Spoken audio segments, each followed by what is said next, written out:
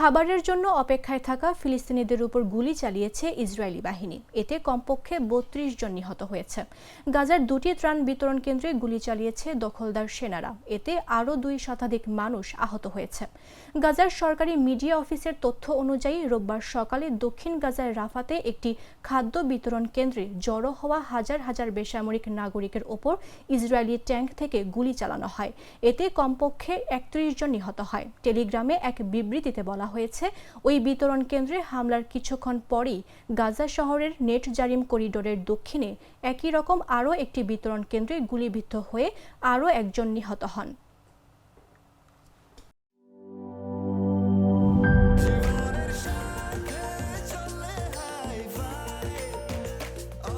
স্বাস্থ্যকর all time, সব সময় অল টাইম হেলদি লাইফ।